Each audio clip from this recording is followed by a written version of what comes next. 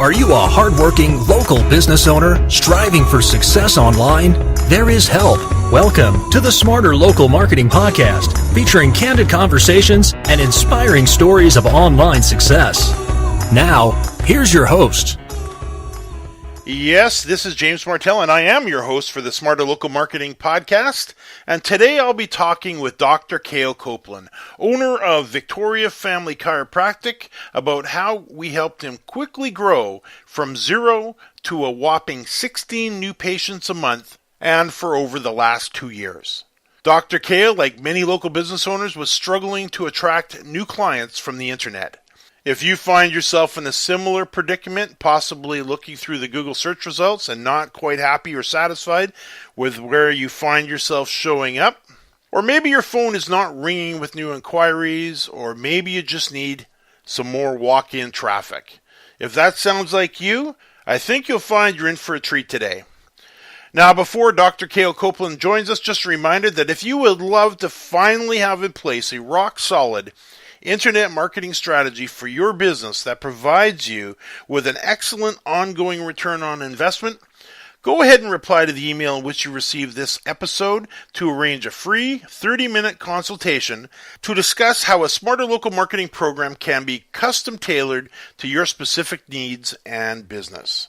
Again, simply reply to the email in which you received this podcast episode to arrange your free, no obligation 30-minute consultation. Now, Dr. Cale, thanks so much for joining us today. I know you're very busy, and I really appreciate you taking the time. Hey, my pleasure, James. If we could, before we jump into talking about attracting new clients online, or as I said, in your case, new patients, before we do that, do us a favor and share your personal story and tell us what led you into the chiropractic field. Yeah, well, it's a cool story. I used to be a nurse, and I think I knew kind of early on that nursing wasn't my absolute passion, but I stuck through it. It was a great education, very humbling, and learned a ton, matured a ton. And I had been graduated from the University of Victoria in 1998, and I was on my way to the Jubilee Hospital. I had just graduated. I think I'd been out for about 3 weeks. And at a time in my life, I used to ride my bike. That was my means of transportation. And I was coming down a hill on my way to the Jubilee Hospital for a shift, and I was struck by a car at high speed. And so I was physically shattered. I broke femurs and shoulder blades, collarbones, ribs, collapsed lungs, concussion, blood clots, and it was just a mess. Wow. And I had a couple of surgeries, and I was in critical care for a couple of weeks there. But it's funny, that was, I guess, about 15 years ago. And my health now is awesome. And definitely the best thing that ever happened to me. I met my wife. Well, we had actually met. I met her in nursing school. We were just friends at the time. And that particular shift, that day that I was going to the Jubilee, she was working the same shift as me, except across the hallway on the sister unit.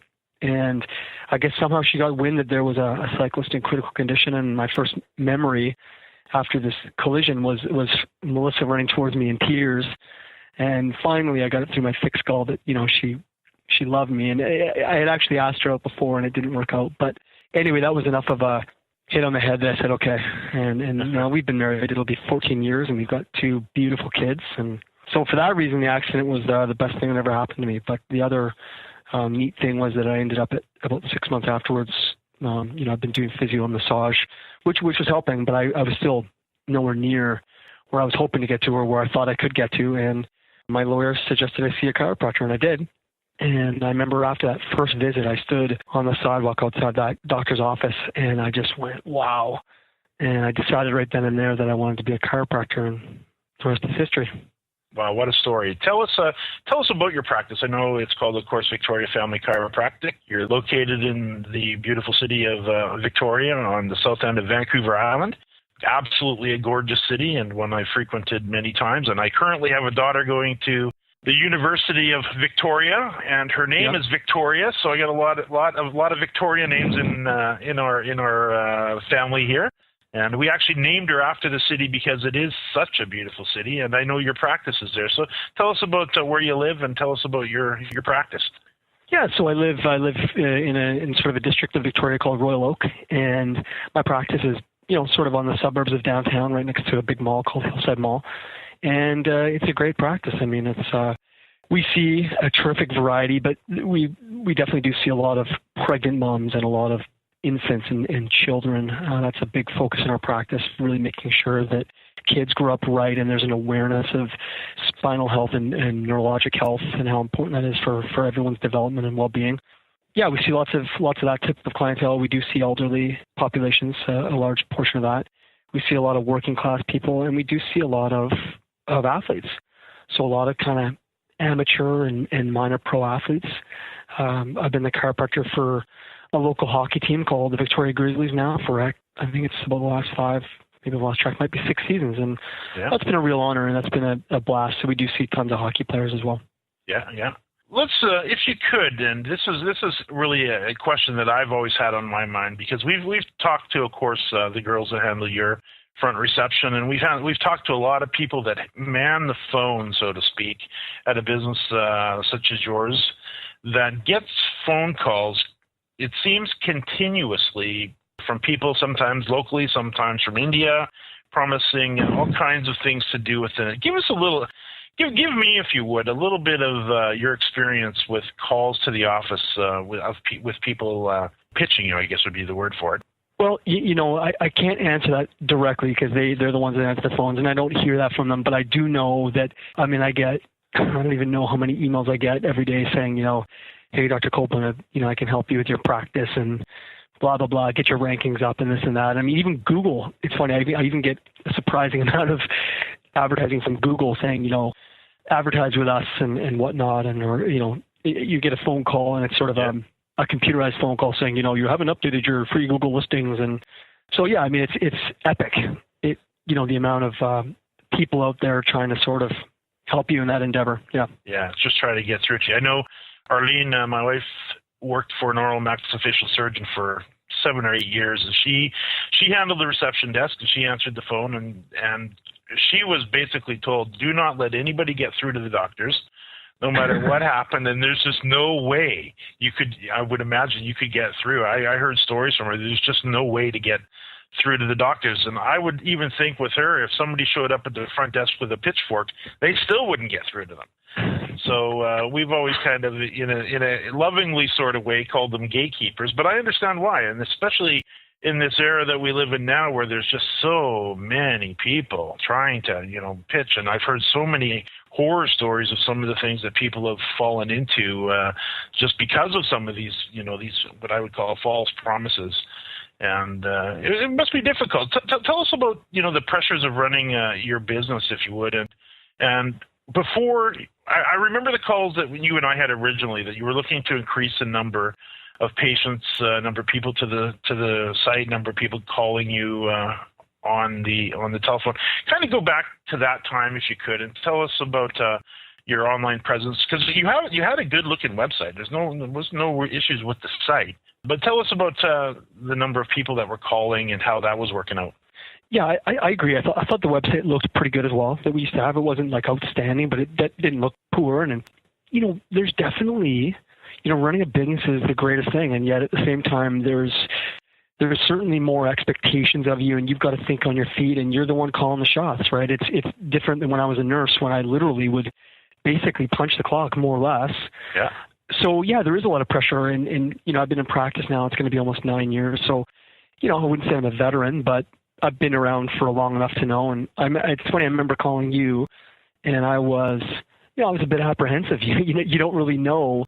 You don't want to sit here as a business owner and invest your hard money that you've worked so hard for and have it just be thrown away, right? You're sort of hoping, is this going to be an investment? Is it going to turn out? And I remember, we were maybe getting a patient a month from the internet when we were tracking it, which is not all that good. And so I remember being a bit nervous. I was, fortunately in your case, I had a colleague who I held in quite high esteem who really, really strongly recommended you. And I think that was enough to push me over the top to take action, because I was apprehensive. And also I was really pleased that it was reasonable. I mean, it wasn't, I didn't feel that the price was over the top. And I have had a couple colleagues pay enormous monthly fees and they get nothing from it. And so I hope that answers your question. Yeah, no, absolutely. No, I understand. Dr. Kale, the website bfchiro.com, I've commented on it a few times with you that how nice it is to actually see a blog being updated by yourself very regularly, and I do get your newsletter every time you add a new post to the site. That's very good, and that's a strategy that is very important. Of course, Google loves fresh content, and it's one way to differentiate yourself from competitors who are not updating their sites and who are not adding fresh content to the site. Talk about your blog. Yeah, again, I've been really lucky to have some mentors that I can look up to and see what they're doing. And so I read a weekly blog, and I was, again, one of those things where I was apprehensive. Oh my gosh, how much work is it going to be? And I don't know how to do this. And it's turned out to be great. And so I don't spend incredible amounts of time on it. I mean, sometimes I'll be able to do a blog in a short period of time. Sometimes we have a really good recipe. Like we had a nutrition night here the other night where we had a ton of people and we had lots of food. So, that'll be an easy blog where we're going to put some recipes of some of the favorite foods that we served that night. Yeah, I mean, I write on everything from, things that we'll see in practice, whether it's people with vestibular balance problems or it's pregnancy issues, athletic issues, sciatica, dietary stuff that pertains to a chiropractic practice and pertains to health. And I'm pretty diligent about writing that on a weekly basis when I'm not on vacation.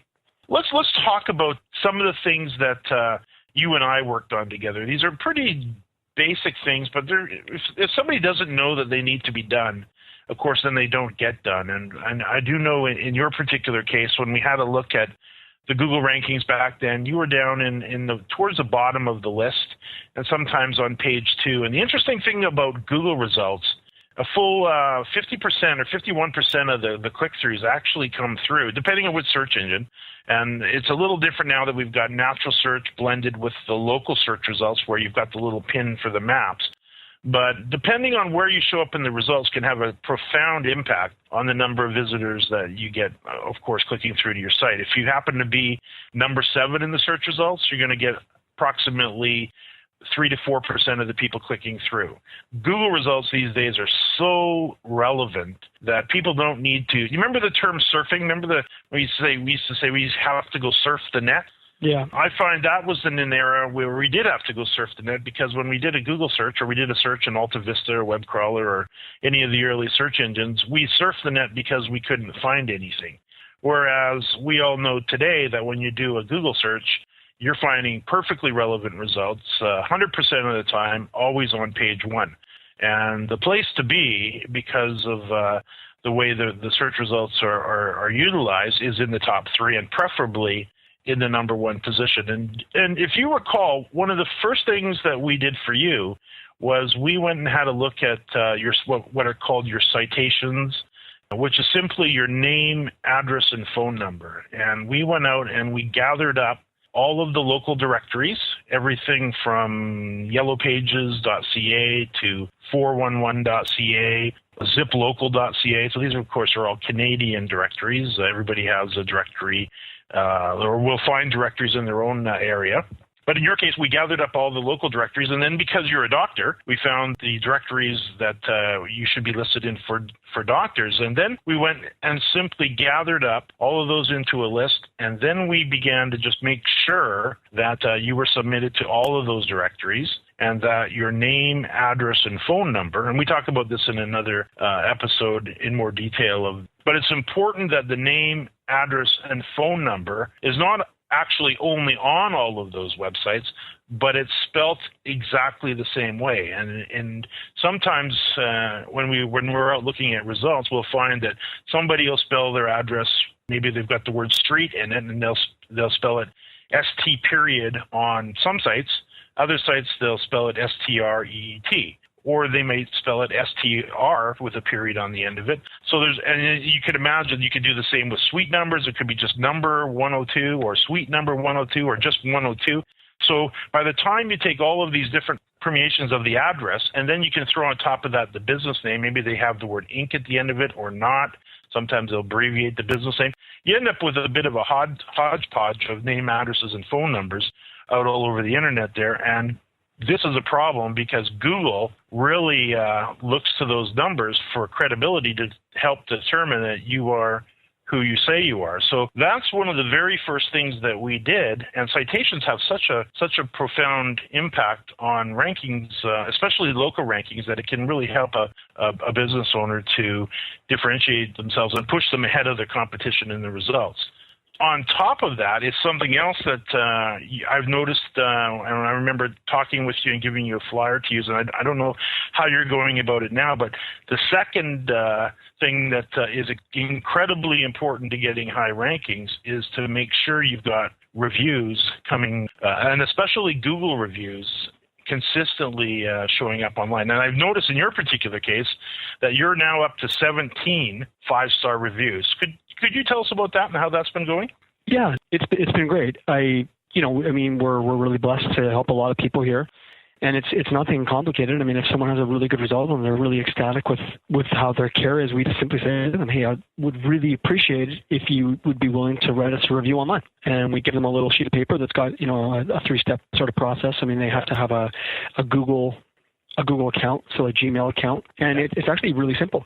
And most people, I think, feel comfortable with that. And I ask them in a way, I'm not putting pressure on them. I mean, if they don't feel comfortable doing it, then we're totally fine with that. But if they do feel excited and they're okay sharing it, then that's great. And it's funny because a lot of people that we meet, of course, we meet them online or their referrals, and so they're happy to kind of share that. They're happy to say, yeah, Dr. Kale's been fantastic. I used to have migraines, and yeah, that's been really nice.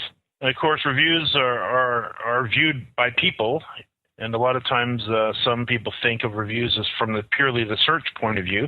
And Google does look at the number of ratings or the number of reviews, and they look at the number of five-star ratings to help determine where you're going to be listed in the results.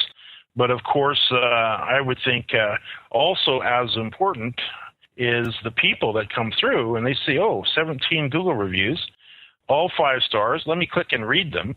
Of course, that would have a huge impact on getting those potential patients or potential clients to pick up that phone. First of all, click through to the site, and secondly, pick up the phone and give you a call. If you could, tell us about now, bring us up to date on how you mentioned one patient a month. Where are we at now?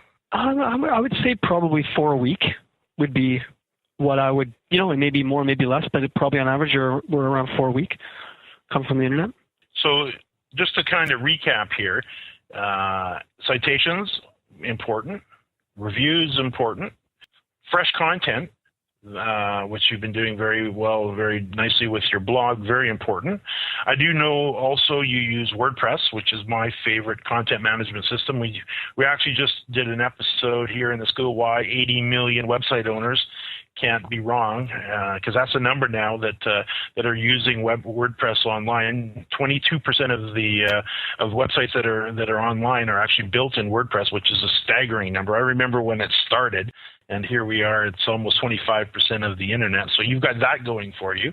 And I do know now we're just probably early next week, we will have finished up an email marketing strategy for you and all set up on the site. And I think hope you're going to be thrilled with it. I'm sure it's going to be able to capture, for lack of a better word, the name and email address of potential patients that come to your site. It'll have a follow-up sequence that'll go through and continually remind them nicely and gently and tastefully to not to forget you when maybe they're not feeling too good and they need some chiropractic care. Dr. Kale, any final thoughts for somebody who maybe they're a business owner down in the U.S. somewhere or Eastern Canada and they're looking at their online presence? They're wondering, because this was a collaboration between you and I. You've done a lot of this work yourself. You created the site or had the site created. You poured a lot of your attention into that. You are, of course, making sure the reviews are coming through and you understand the importance of those. You update the blog. So much of this is what you've been doing.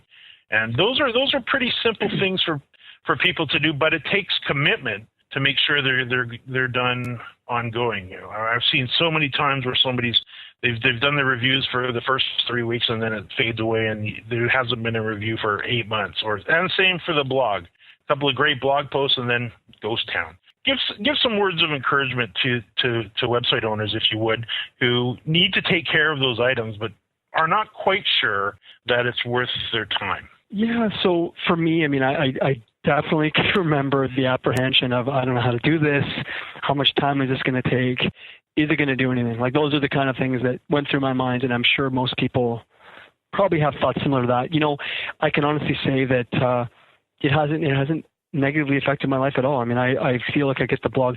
If anything, the blog has really probably enhanced my life. I'm interested. I'm staying up on things. I'm learning great stuff all the time. You know, when my newsletter comes that I write every 3 months, instead of sitting there going, oh gosh, what am I going to write for my newsletter? I've got tons of content, and it's already written.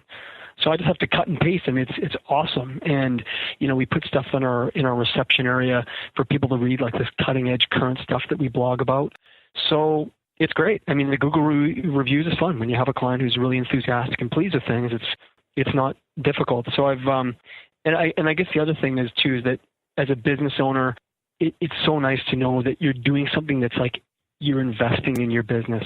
I can't speak to other businesses. I know that business is one of those things that it's the greatest of thing, but it isn't easy. You know, if it was easy, then everyone would succeed in business, right? So right. Obviously you've got to put your heart, and you do have to be committed to it. But there's a payoff, especially when you've been able to get really good advice. And speaking to the U.S. population, I guess the one thing about the internet is it's universal. You know, in fact, I actually heard of you, James, when I was at a conference from an esteemed colleague of mine who actually practices in the U.S. That's the funny thing. So, and I know that you've really, really helped her, and you've really, really helped me. And it's funny, I know I referred at least one person to him, if not more, but another person I referred to was actually a colleague of mine, again, in the U.S. But it's an investment, and it's worth the effort, and I haven't found the effort to be that much. And the internet really has made this a very small world, and Skype and the tools we have to communicate these days are absolutely amazing. I can see we are out of time. If you know someone who could benefit from the information shared today, I'm sure they would thank you for forwarding this on to them. Dr. Kale, thank you so much for joining me. My pleasure. And a reminder, if what we talked about here today makes sense to you, but you're not quite sure how to get started, simply reply to the email in which you received this podcast episode to arrange your free, no-obligation 30-minute consultation. We would love to help you bring more clients and customers through your door. Again, simply reply to the email in which you received this podcast episode to arrange your free, no-obligation 30-minute consultation. Dr. Kale, thanks again, and to our listeners, thanks for joining us for another edition of the Smarter Local Marketing Podcast. Thank you for listening to the Smarter Local Marketing Podcast. If you would love to finally have in place a rock-solid internet marketing strategy that provides you with an excellent ongoing return on investment, then go ahead and reply to the email in which you received this podcast episode to arrange a free, no-obligation 30-minute consultation to discuss how a smarter local marketing program can be tailored to your specific needs and business. Again, simply reply to the email in which you received this podcast episode to arrange your free, no-obligation 30-minute consultation. Stepped right outside with my guitar in my hands, and the notes became alive as the sound caressed the air, and I kicked it up a notch as I strolled without a care, 'cause I'm going down the road to a